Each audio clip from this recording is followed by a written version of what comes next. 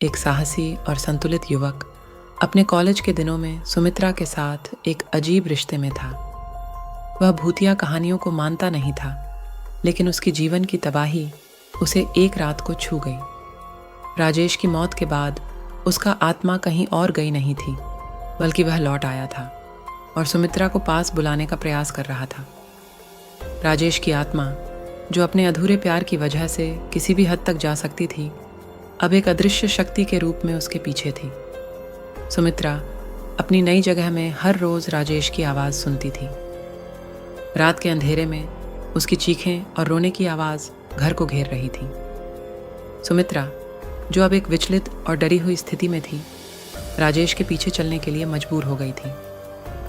राजेश की आत्मा सुमित्रा को उसके साथ ले जाने के लिए कई प्रयासों का सामना कर रही थी, लेकिन उसे अपने प्यार की अंधकारी दुनिया में ले जाने के लिए कुछ बड़ा खुलासा करना था। एक रात सुमित्रा ने एक बूंद से भरी बालकनी में खड़ा होकर राजेश का इंतजार किया। अचानक अंधेरे में राजेश की भूतिया रूप में आत्मा उससे मिली। राजेश की आत्मा ने कहा, सुमित्रा, मुझसे प्यार करने के बावजूद मेरी मौत एक रहस्य है।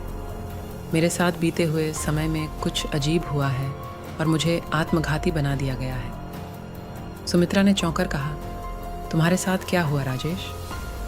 राजेश की आत्मा ने धीरे से कहा, मुझे किसी अदृश्य शक्ति ने हमेशा के लिए बांध लिया है। मुझे मोक्ष नहीं मिल सकता जब तक मैं अपने आत्मघात का रहस्य नहीं खोलता। तुम्हें मेरी मदद करनी होगी। सुमित्रा अब एक सुपरनैचुरल यात्रा का हिस्सा बन चुकी थी। राजेश की आत्मा के साथ मिलकर उसके रहस्य को हल करने का कारगर उपाय ढूंढ रही थी। वे साथ मिलकर उस अदृश्य शक्ति का सामना करने के लिए तैयार थे।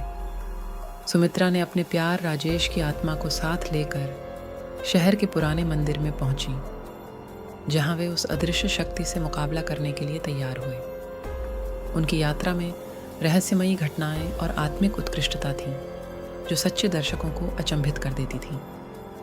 वे मंदिर में पहुंचे और वहां उन्होंने उस अदृश्य शक्ति के सामने खुलासा किया।